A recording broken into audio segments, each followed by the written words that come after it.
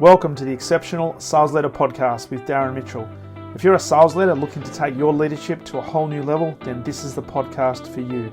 We'll be exploring tips, techniques, and strategies to help you take your leadership to the exceptional level and allow you to enjoy more money, more meaning, and better sales results.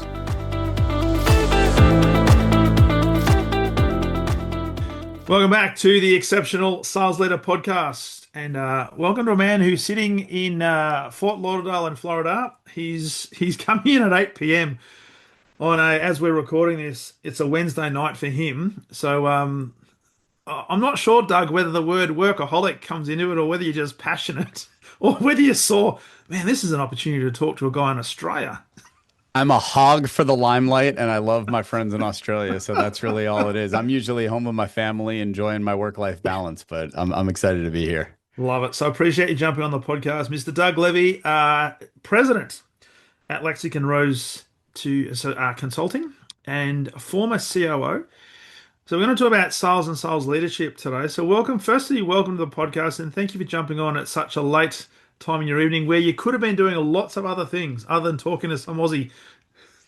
It is my pleasure. I'm glad to hear that the sun is coming up tomorrow. So if you've got it already, it means it's coming over here soon. So it means we get to do this again tomorrow. I'm excited. Absolutely. Now, one thing I did let you know, I've just educated you just before we press record because you were talking about football, and I'm thinking, hang on, soccer, yes, American football. And then I said, when I refer to football, it's Australian rules football. And you said, never heard of it. So you're going to have a look at some YouTube after this. Yep. You might be a convert. I'm just saying. I'm just putting it out there. You might be a convert. I can't wait.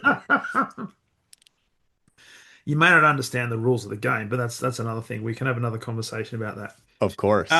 So Doug, looking forward to this, and always love to start the conversations with my guests with a little bit of background in terms of where did it all start for you.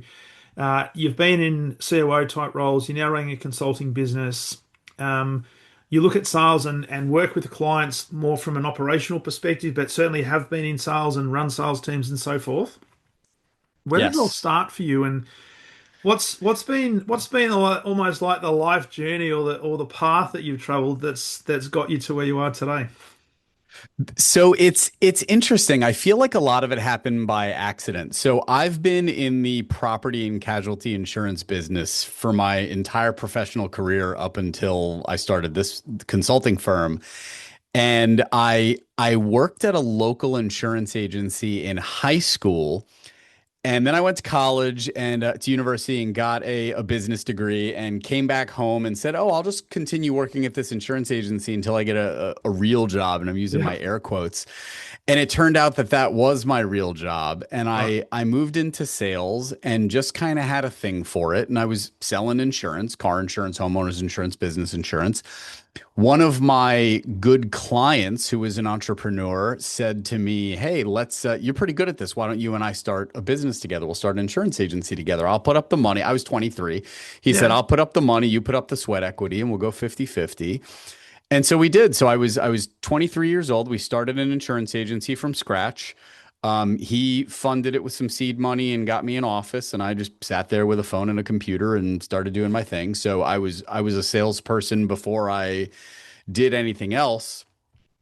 And I ran that business with him for about a decade, and then we parted ways, and I sold my interest in the business to him. And then I became the chief operating officer at a much larger insurance agency in town. And I was there for the previous 10 years. And while I was there, what's funny, and this is kind of where it gets funny, is when I left my own insurance agency, I said, you know what, I'm just going to go work at another insurance agency that's got all the resources, and I'm just going to sell. I'm good at it. I know what I'm doing. I'm just going to go sell and not worry about whether there's enough toilet paper in the bathroom and if the cable bill, if the telephone bill is paid and all that kind of stuff. And so I got hired on as a salesperson at this agency. And what's funny is, and since this is sales oriented, you'll find this more interesting.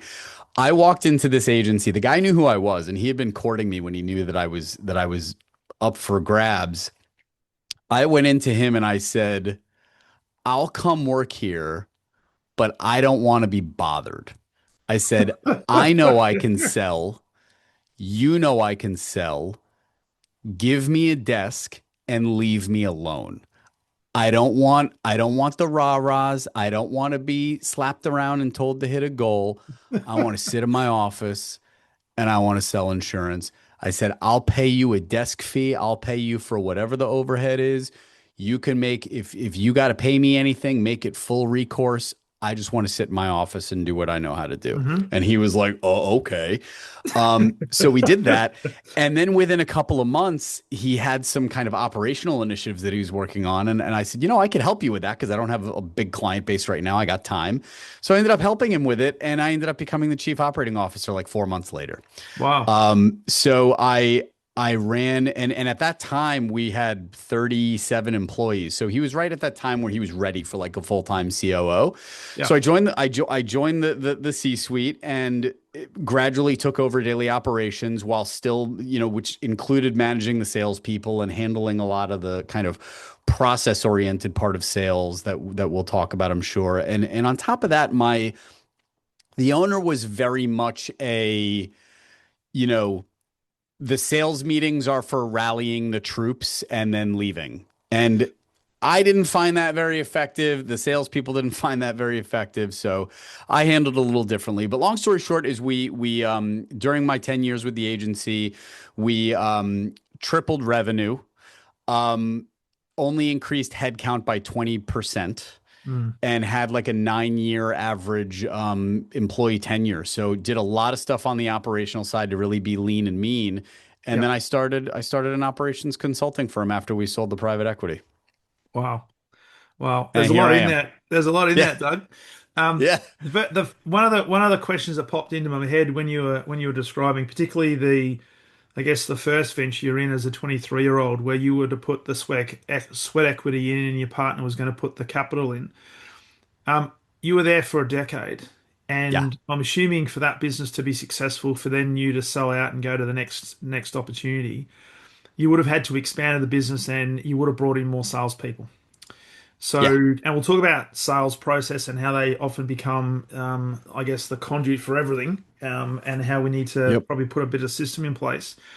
If you Yep. look back on that time, what did you learn about bringing salespeople in, and were you looking at specific types of people, the characteristics, and what was the, I guess, the biggest lesson that allowed you, when you got into the COO position, to really ramp up that growth? Because a triple revenue in a period of time is a huge thing. What was it that early 10-year opportunity, that 10-year experience taught you about salespeople and the type of people? Taught me everything I shouldn't do. In my first 10 years, I learned everything that I should never do again. So a lot of it it really is that I learned what not to do. I learned that how bad it is to hire on vibes, how bad it is to not have a plan, how bad it is to not have unique value propositions, Mm, um, how bad it is to have unstructured sales time and not real onboarding. So I really learned a lot about what not to do. And I'll be honest, when I got to the second stage of my career in the where I was the chief operating officer, we already had a sales team in place. I just optimized everything around them to let them do their jobs mm. and keep everything else as lean and mean as I could. And I got involved in true sales management there kind of by accident because everybody was just kind of fed up with the rah-rah meetings and wanted some more substance and some more technical training. And Yeah. even my boss knew that. So I was able to provide that. And when you first went in there, you basically said, "Give me a desk, leave me alone, Yep. don't Yep. annoy me, let me do my thing." Yep. Was that from an experience from the previous agency, or had you by Yeah. that stage formed almost like a philosophy around how to manage not just salespeople but business people?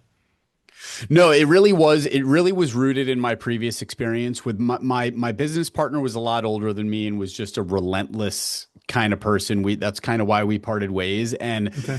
I remember doing a good job and it never being enough. I Okay. remember not ever getting to celebrate my wins because when I hit a number, it would always be like, let's do more than this. And it's like, well, wait a second. Can I pop a bottle of champagne for this one and then think about that tomorrow or next week? So a lot of that was very demoralizing. So I didn't want to participate in anything like that. I Mm. didn't want to be a part of a culture or an organization where salespeople were never good enough. Because for a lot of salespeople, yeah, it's about the money, and a lot of salespeople are economically motivated.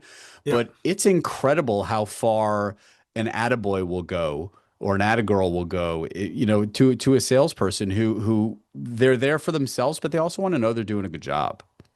And it's really interesting you say that because research, and I've been in sales for 20 plus years, and the research continued to bear this out, that the vast majority of salespeople, whilst money is a motivator, it's very rarely number one or number two. It's the peer Yes. recognition, it's the thank you, it's being recognized for a job well done.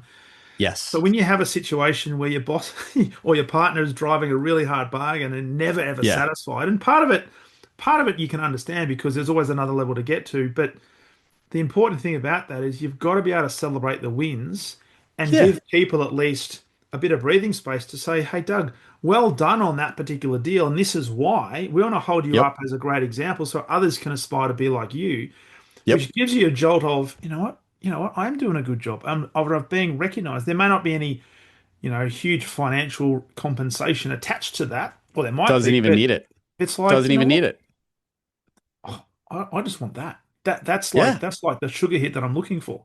Yeah, and even that, I mean, one negative as humans, we've evolved, from the days that we were being chased by saber-toothed tigers to respond much more strongly to negative experiences than positive experiences. Mm.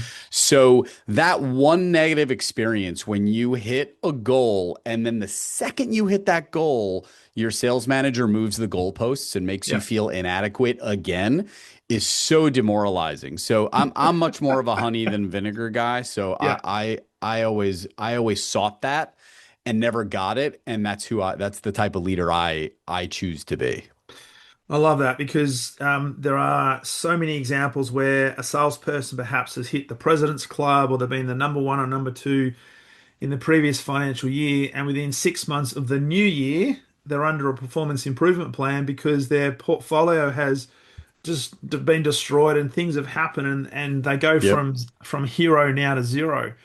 Yep. So you're only as good as the next sale you make, not the last sale you made. Exactly. Exactly.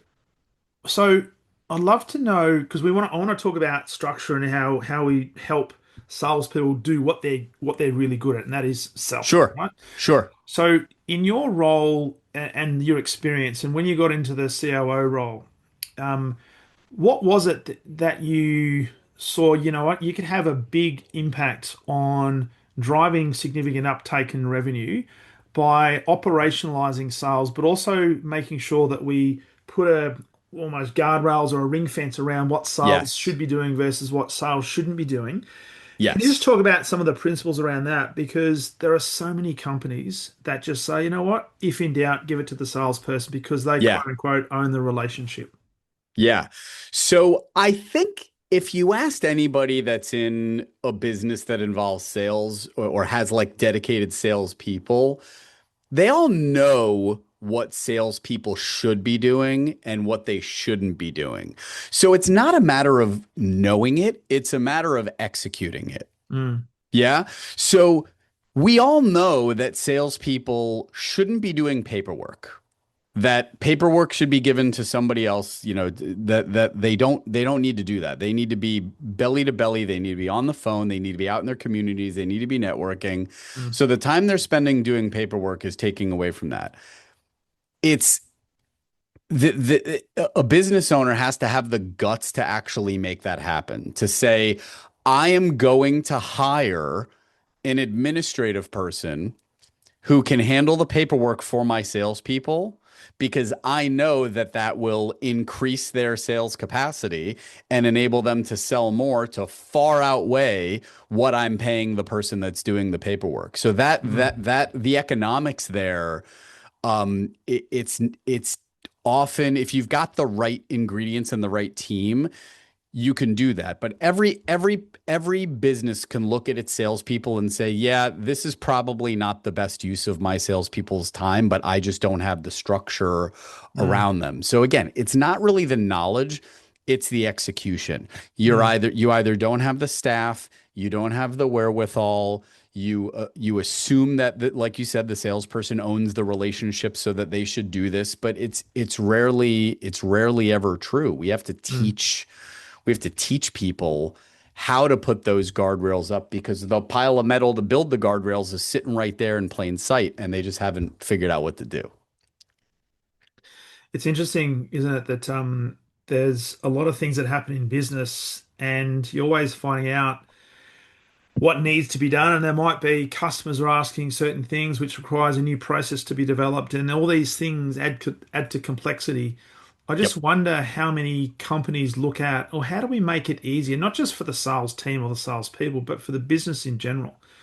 So I look back on my own career and think about the number of administration tasks and expectations that the company placed upon us, probably from a compliance point of view, and they probably had good reason to do that. But every time I Yeah. did it, I'm thinking to myself, the 5 minutes that I'm spending on this report, which I don't understand where it goes and what it's used for, is 5 minutes that I cannot be spending with my team, and 5 minutes I can't be adding value to a customer. So why Yep. do it? So as a chief operating officer, um, how did you make the decisions about, okay, the things that we can't avoid versus the things that we have to have some discretionary choices around? A lot of it when it comes to that, a lot of it is kind of time studies and highest and best use.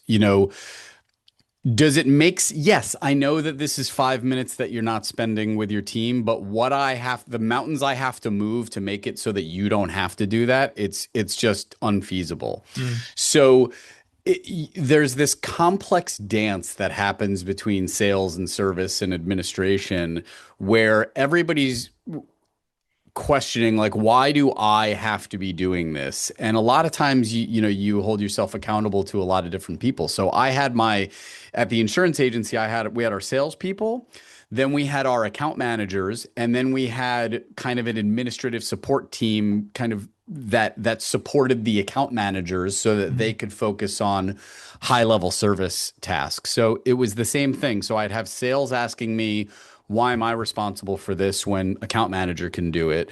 And I have account managers asking me, why am I responsible for this because support can do it? And those are good questions because when those questions are getting asked, people are thinking about efficiency. I'd much rather have a group that's actually asking those questions and saying, hey, how can I optimize what I'm doing and what I'm here to contribute yeah. while somebody else does this? So I always welcome those questions. And sometimes I would say, you know what? You're right. I can shift the burden to somebody else so that you can remain optimized. And sometimes I would say, listen, it doesn't make sense. And here's why in the grand scheme of things. And that usually Mm. went over pretty well.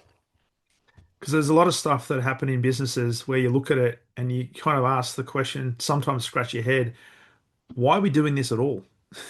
Yeah. Because there might have been a process put in place that may have served the business 2, 3, 4, 5 years ago, but Yeah. right now it's like, I've got no idea why we do this. So why are and we that's doing it? and and that's important. I do go now in my consulting work, and even when I first started as chief operating officer at the agency, you have to question those things because you can't grow if you don't know why you're doing things the way that you're doing. So I come into a business and I say, if you don't know why you're doing this way, we have to get to the bottom of that Mm. before we move forward, before we optimize workflows and stuff like that. So with that, Doug, there'll be people listening to this who are probably working in a maybe a mid-tier, large tier, large organization, big enterprise organization, which is like full of highly complex roles, lots of interconnections, lots of different silos, lots of people that have their fingerprints all over the life cycle of the customer. In an organization where you're the COO, where you're able to grow revenue 3 times over a period of time and do that with not a comparable increase in headcount, where there's some specific things that you put in place that perhaps you've noticed that other companies don't do or didn't do that gave you the competitive advantage.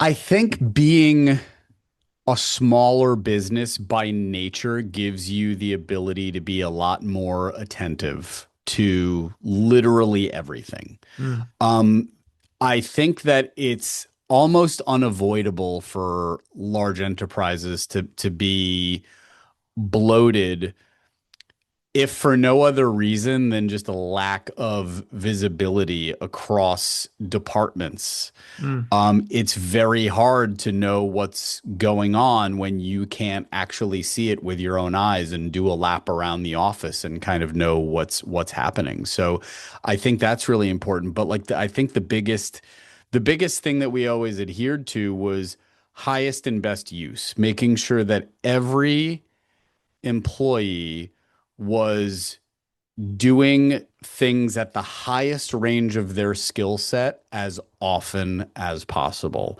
Mm. and minimizing or delegating everything that was at the lower ranges of their skill set. So I was always attentive to that.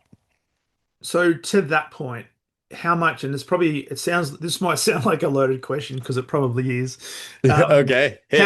How much of that was you getting very, very clear on the characteristics that you wanted to have in a person who you're going to bring into the organization? So, for example, in your sales team, you wouldn't want all the salespeople, for example, who are just purely numbers focused. You want to have some people who Right, are quite detailed, relationship builders, and so forth. right. So, they have a bit of a variety.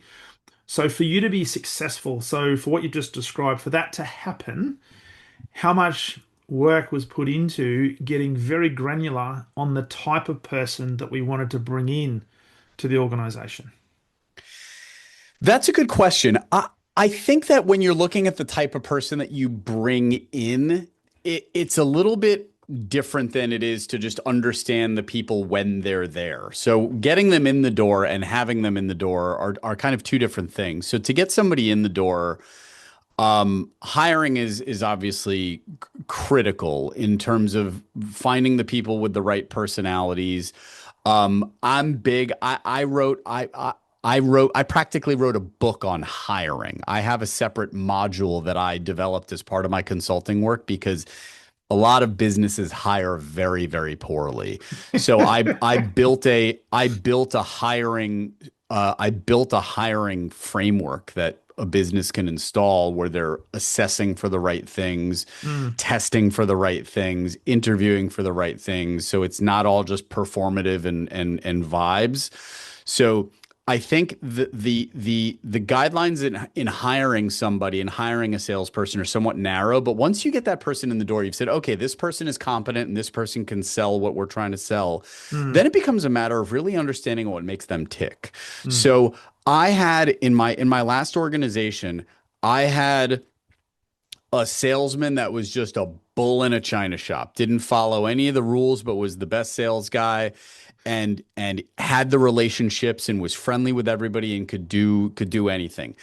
I had a guy who loved, like we were talking about before, loved recognition. Yep. If you could give this guy a sticker that said good job and just pop it on his lapel, you probably didn't have to pay him at all. He was that happy to be recognized by even by his peers and win salesperson of the month and stuff like that. I had another guy who was kind of upper mid level in terms of his numbers, but was just a happy dude. Yep. Didn't was single, didn't have any didn't have a big social life, didn't have big financial obligations, no children, not even any pets, and he just wanted to make his money and go home and do his thing. And so understanding that was really important because that's not the guy that you push for recognition. That's not Mm, the guy that you push for big numbers. That's the guy who you kind of like let him do his thing and support him and kind of move on. So I think understanding their personalities once they've kind of blossomed in your environment after you know that they've hit that first bar, which is like, okay, this guy can sell, this person can sell. What's really going to make them tick when they're in our organization, and how can I support that? How mm. can I crack the whip on people that like that kind of thing? And how can I, you know, leave certain people alone? I have a client right now who has a salesperson who again is kind of middling.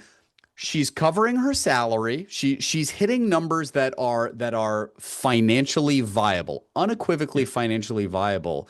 And the owner wants her to do more. And I looked at the owner and I said, "Why?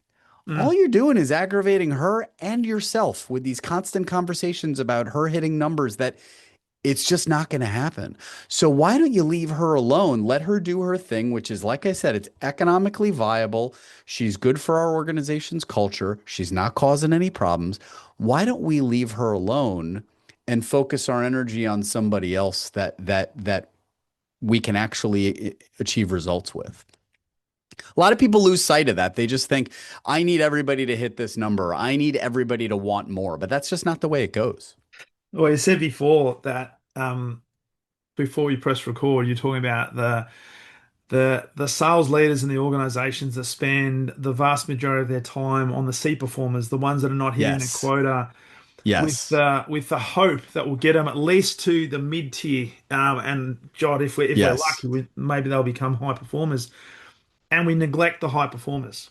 And Yes. I've found this out in the work that I do, and certainly in my own sales leadership career. The danger is that you spend too much time on the people, and you do it with the right of intention to try to lift Yes. their performance up to the median or the core. But in that process, you're basically saying to the high performers that, maybe you don't care about me. You're not spending any time with me. You're not giving me any love. So Right. what's going to happen? So Right. it's to your point you just talked about. Don't try to force this person to be any better than they are, or see more for them than they perhaps see for themselves. And there's a different conversation Yes. around that around potential. Sure. But you got to know your people, and you got to know what triggers will actually help your person in your team improve Sure. their discretionary effort and make better decisions and hopefully deliver better revenues.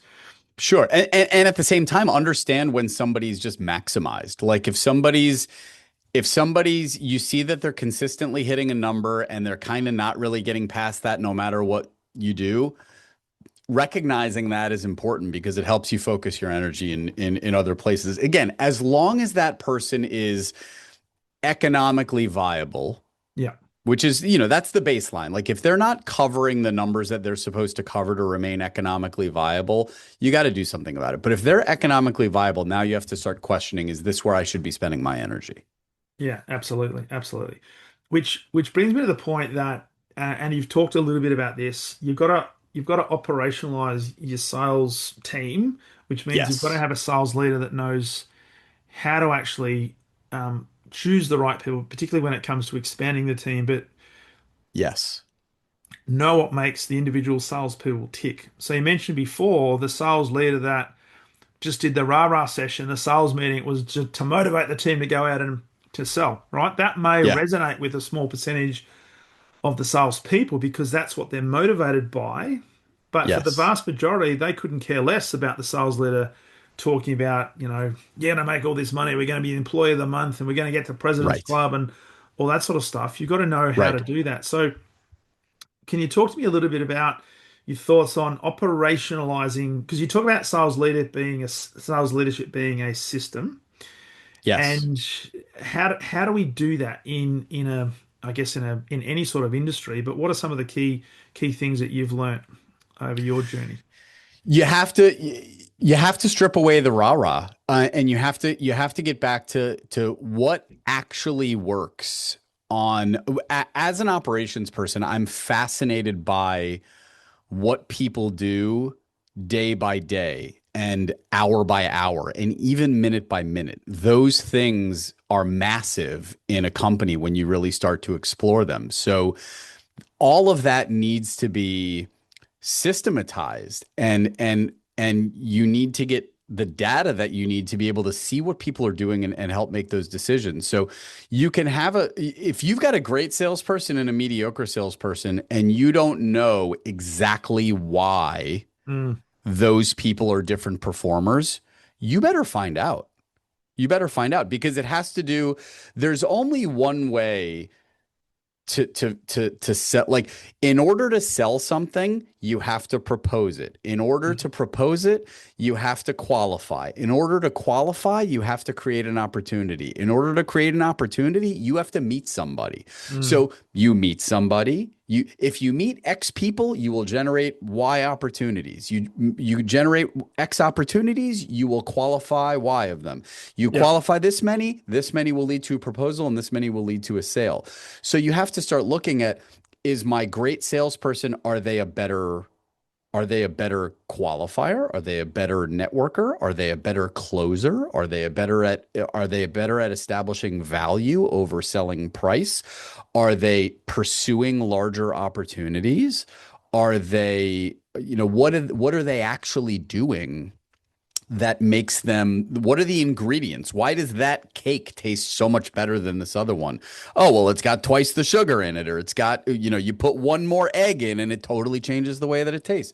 So you have to actually explore those things, being mindful of data. I was Mm. looking at, I'm one of my clients right now, they're focusing so much on generating opportunities and networking and who are you calling and are you going to go beat the street today?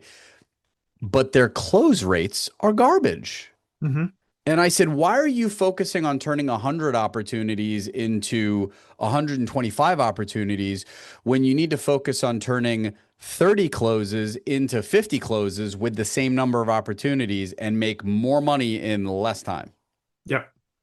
So So improve those are your the types conversion those rates. are the types of things where you have to look past the rah-rah, look past the Mm. kind of the facade of taking people out to drinks and hobnobbing at a golf course and whatever, and figure out what somebody's really doing that's putting those numbers on the P&L at the end of the month. Well, and this is where in sales there's the term, and you would have heard this, it's a numbers game, right? And Yeah, so yeah, sometimes sales leaders know no different. They just say, you know what? The more calls we make, the more opportunities we're going to get, the more sales we're going to make. So I'm just going to right, pound my team to make more right, calls. Just keep smiling and dialing. But they don't right, necessarily look at, well, what are you doing? What's your thought process before you pick up the phone?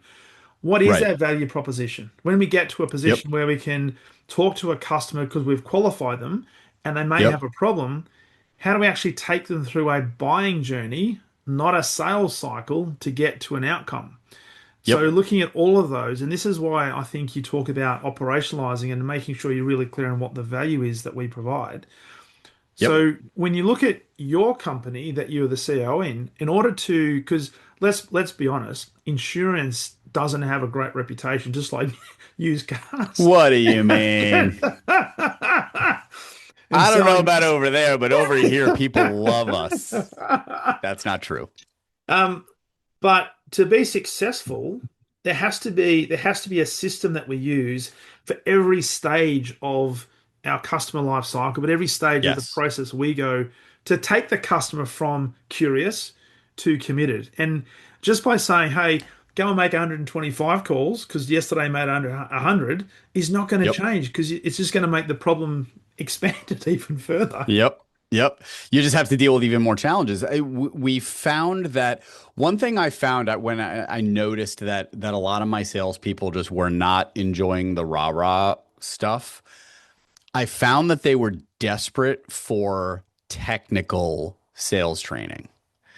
And that's another thing that I think we is severely underaddressed in sales environments where people think that you either have a knack for it or you don't. You either have a Yeah. knack for selling or you don't. I do think that's true to an extent. No disrespect to people, to anybody that doesn't sell or isn't good at it, but I do think that there's a specific type of psychological or personality makeup that makes a good salesperson. Obviously, typically these are people who are extroverted. A lot of times it has to do with what they're selling. Like some highly technical sales is different than selling, cars or something like that. Yeah.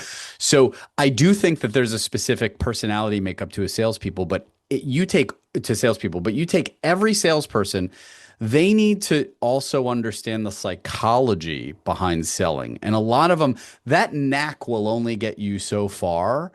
And I think it's often overlooked that I need to teach this person about empathy, how Mm, important it is when somebody objects, how important it is to say, I understand before rebut their objection. One of the biggest things that I think is a shock to a lot of salespeople is that in most sales processes, there's only like 3 to 5 objections. mm. You know what I mean? And they think that they're infinite. They think that there's an infinite number of objections. So I'm just going to get on the call, make my proposal, see what they say, and then figure it out from there depending on what they say. But you don't have to do that. You can go into a sales meeting or a presentation knowing that they're either going to say it's too much money, I need to speak to another decision maker that I haven't told you about yet. I'm Mm. still shopping around. Send me your proposal. They're going to, 99% of the time, they're going to say one of those 4 things. Why Yep. can't you be prepared to know exactly what to say to those 4 things before you even go in? How many salespeople actually do that? How many salespeople have actually practiced the same way that LeBron James does 100 free throws during practice every day? It's an interesting question, Doug. And my experience having trained thousands and thousands of salespeople is I could probably count them on one hand the number Oh, of sure. people who actually prepare, who actually role play, who scenario plan. Most of them just go and say, "Hey, I'll just wing it. We've got a good Right. relationship. She'll be right. And I'm a that great and that salesperson." work and that works most of the time. Or not most of the time. It works a lot of the time. It Yeah, works it does. enough of the time that these people can be successful, and it kind of lulls them into this sense of security that like, hey, I know what I'm doing. I'm successful. This is my close rate. These are my numbers. They're good. But how much better could that person be if they actually practiced and tried?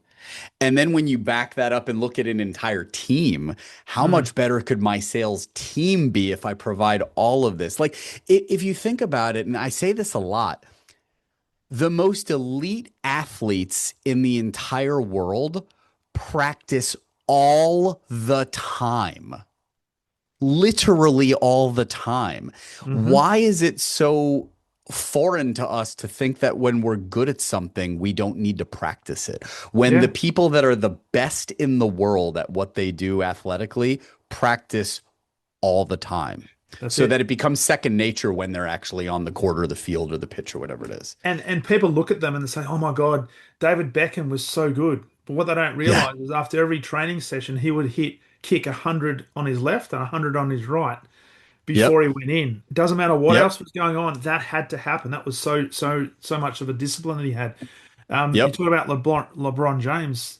Yep. There's so many. Michael Jordan was the same. He Yep. would practice even more intensely than a game. Yep.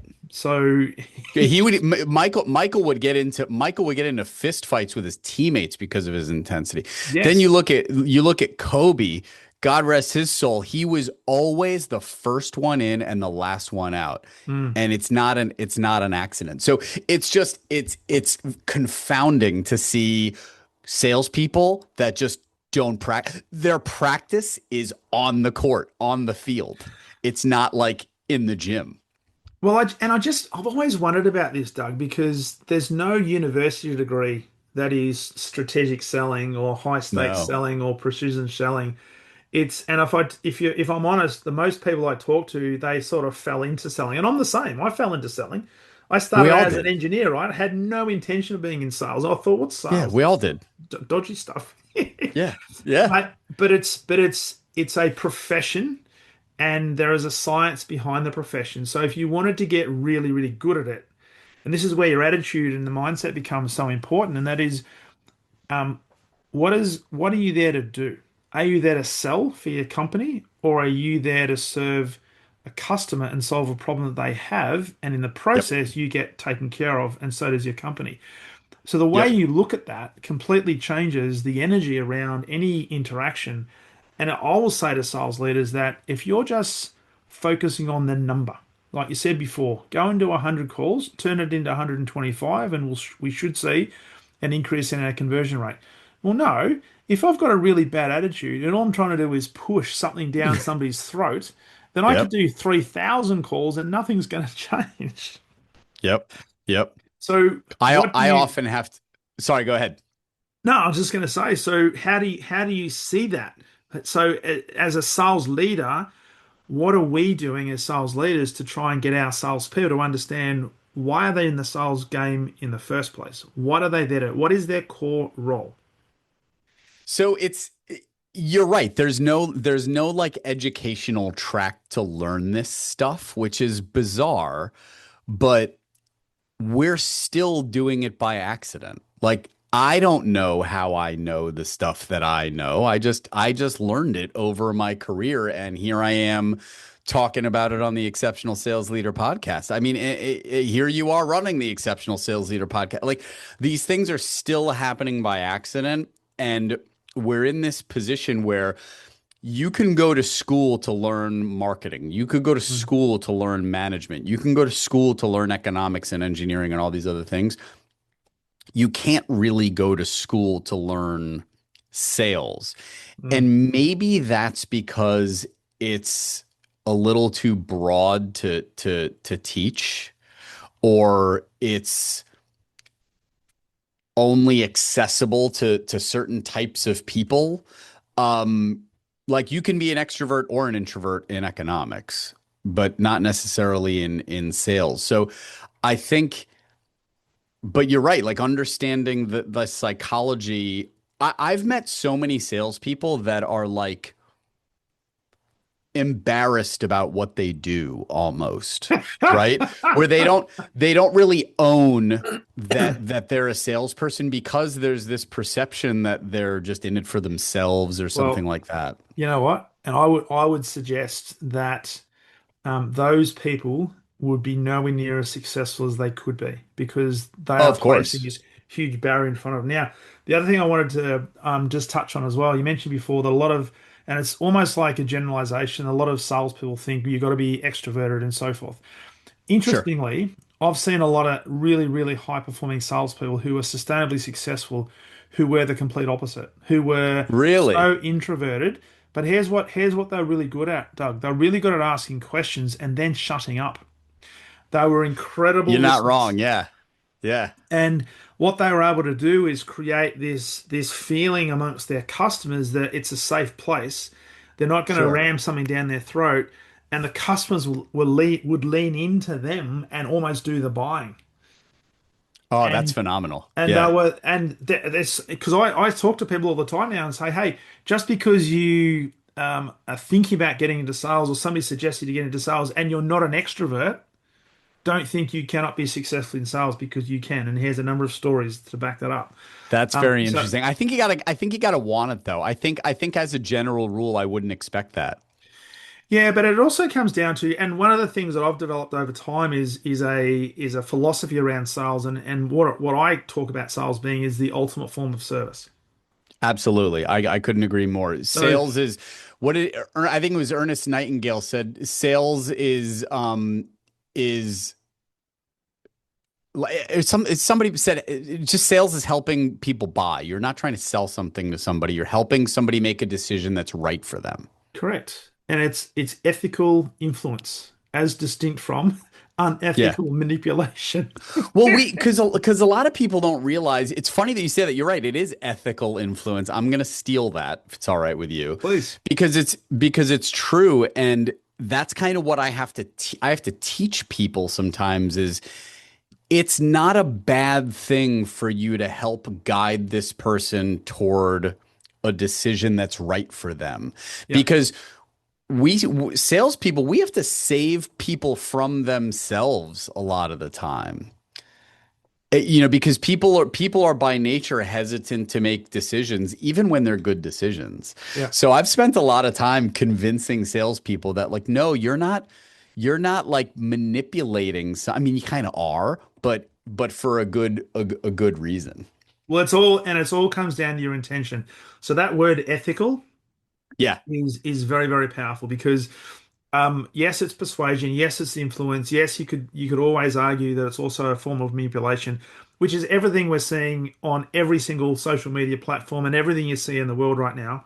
absolutely. Organizations are trying to incentivize you to put their product, their service at the forefront of your mind so you can buy that, right? So they'll do whatever Yep. it takes to do that. And they don't make any excuses for that.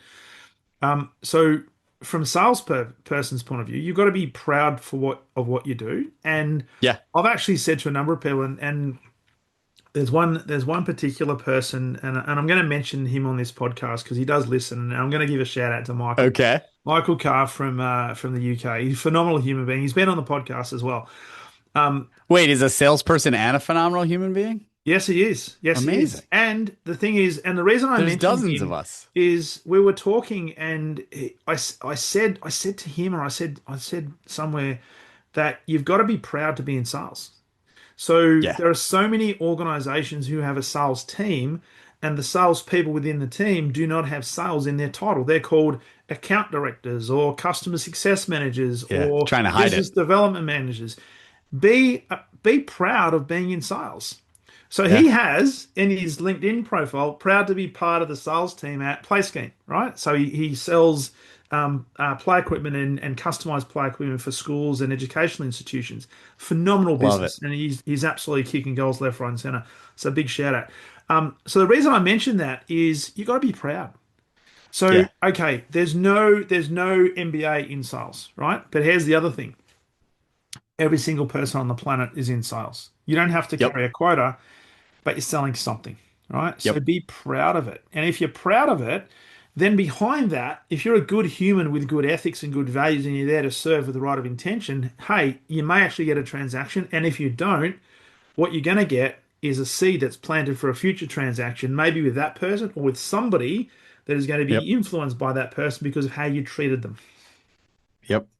And I think in support of that, I agree. I think people were really if more salespeople could own what they do and the ethical position of what they do, they could lean into that more. But they also need to know every salesperson has been called all sorts of every name in the book by somebody that they've tried to, a prospect that they've tried to call. And I think it's important for salespeople to know that that's more a reflection of the prospect and their worldview than it is of you. That's it. Anybody that calls you a scumbag or some other name when you pick up the phone to try to help them, that's on them. We as salespeople don't have to own that and shouldn't own that and shouldn't let that affect our psyche and shouldn't stop us from picking up the phone and calling the next person whose life is going to change in the best possible way when they answer our call and give us the time of day. That's it. That's it. That's 100. It's 100%. And it's an inner game, isn't it? It really is an inner game. Yep. Yep. So, Doug, this has been a great conversation. I'm conscious of time because it's now 9 o'clock, and you probably have to get home to your family. It it is. Um, if there was one thing that we haven't talked about, one thing that's been top of mind, and particularly as you look forward with this world of AI, the revolution, all the macroeconomic things that are happening around the world, one thing that you're talking or consulting with your clients on that perhaps we haven't touched on around this thing called sales, the buyer's journey, what would that be as a parting message? We touched on it briefly. It is much easier for salespeople to prepare for positive outcomes than we think. It is much easier to prepare by knowing what they're going to say, knowing what the objections are. It's much easier to prepare than you think. It's much easier to study than you think. It's much easier to be ready for those things than people think. So Mm, focus on preparation because an ounce of preparation is worth a pound of cure. I love that. An ounce of preparation is worth more I than a think I pound of screwed it gold. up a little bit, but it's the same thing. It's you know what a pound. It's an ounce of prevention is worth a pound of cure, but prevention is preventing you stammering through something or preventing you from giving up when you could have said the right thing if you thought about Yeah, it beforehand. So I think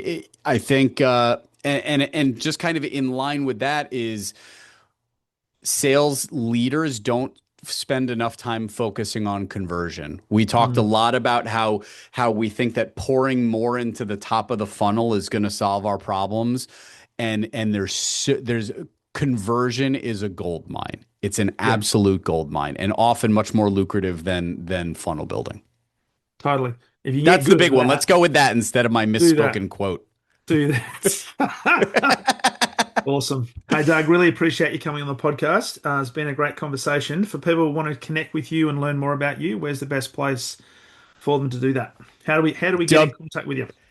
www.lexingtonroseconsulting.com has all of my contact information. I'd be happy to speak with anybody. And it has indeed been my pleasure. And I'm looking forward to getting home and getting the kids to bed and then watching some Australian Ruse football YouTube videos. Love it, mate. I love to hear what you think of it as well. So send me a note. Absolutely. Man, it's been an absolute pleasure. Enjoy the rest of your evening.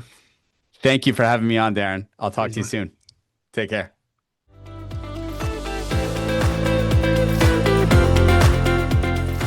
Thank you for listening to the Exceptional Sales Leader podcast. I trust the information in this episode has been helpful in your journey towards becoming exceptional. And remember, please take the time to rate the show, subscribe to the show so other people can find it. But also, if I can help you, jump on my calendar, go to leadwithdarren.com and let's have a conversation about how I can help you along your journey to being exceptional.